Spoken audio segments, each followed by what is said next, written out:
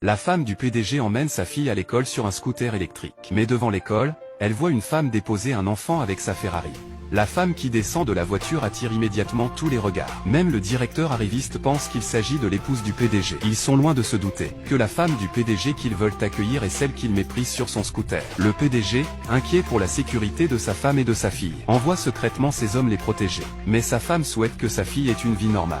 Elle demande donc au PDG de retirer tous les gardes du corps. Malgré tout, le PDG reste inquiet. Il informe le directeur que sa fille viendra à l'école aujourd'hui. Il lui demande de bien la protéger et d'éviter qu'on ne l'intimide. Mais le directeur prend la femme arrivant en Ferrari pour l'épouse du PDG. Et il repousse sans ménagement la vraie femme du PDG de l'autre côté de la rue. Il est loin de se douter qu'il regrettera amèrement sa décision stupide. Car celle qu'il flatte n'est que la femme d'un chauffeur de l'entreprise du PDG.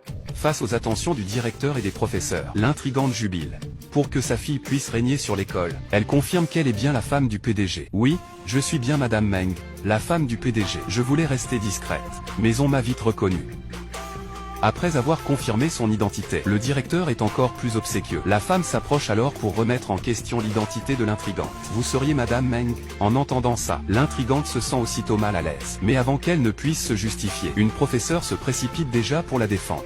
Et, maman, c'est pas ta voiture, ça? La prof affirme aussitôt. La fillette ment. Leur vrai véhicule est ce vieux scooter électrique garé de l'autre côté de la rue. Puis tous les autres professeurs se mettent à se moquer de la petite, disant qu'elle ne distingue même pas voiture et scooter, et qu'elle doit être idiote. La jeune femme n'imaginait pas tant d'hypocrisie de leur part. Alors elle affirme aussitôt que cette voiture de luxe lui appartient. Mais l'intrigante se rappelle soudain que son mari lui a dit que le PDG et sa femme étaient partis à l'étranger. Comment pourrait-il réapparaître ici sur un vieux scooter? Elle en conclut que cette femme doit forcément être une imposture, ignorant qu'elle se trouve face à la vraie épouse du PDG. Ta voiture, quel gag! Pourquoi ne pas dire que cette école t'appartient aussi? On t'a bien vu arriver sur ce vieux scooter? Tout le monde l'a remarqué. Qui t'a donné le cran de mentir comme ça? Tu as rêvé d'une voiture de luxe et tu t'imagines déjà qu'elle est à toi? Comparer un scooter électrique à quelques milliers de yuan à une voiture à plusieurs millions. Ridicule.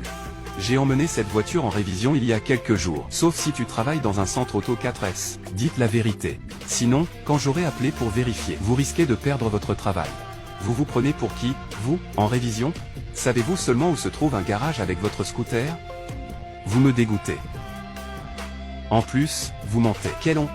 Vous êtes enseignante et vous osez frapper quelqu'un face à quelqu'un comme vous, qui cherche les ennuis et provoque sans raison. Vous mettre à la porte ne serait pas un mal. Madame, la discrétion est une qualité, pas le mensonge. Vous vouliez arnaquer quelqu'un, mais choisissez mieux votre cible. Arrêtez de vous ridiculiser. Je n'ai pas menti. Alors, prouvez-le. Montrez-nous que cette voiture est la vôtre. Allez-y.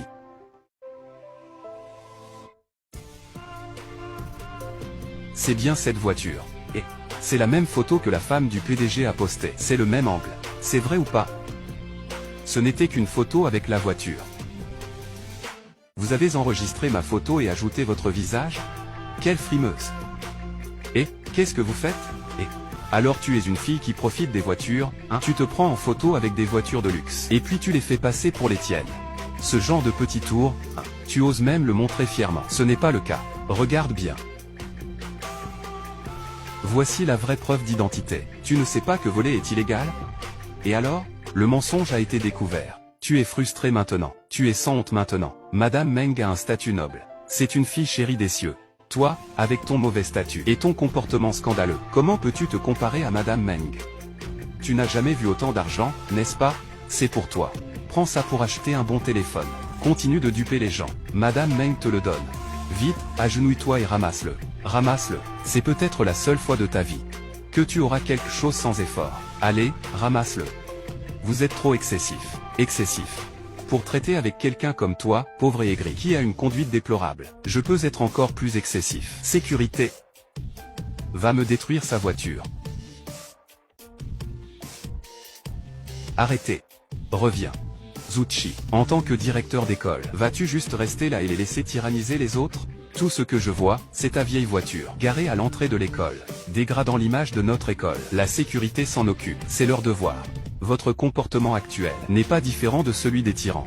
La différence, c'est que, ici, c'est moi qui décide. Ici, à l'école primaire Meng, même si j'ai tort, j'ai raison. Personne n'ose dire un mot. Tianxian n'a pas peur. Directeur Zhu, telle mère, telle fille. Sûrement Su Tianxian. C'est aussi un mauvais élève de mauvaise conduite. Expulse-le directement. Ma fille est entrée avec la première place au concours d'entrée. Qu'avez-vous comme droit de l'expulser? Et alors?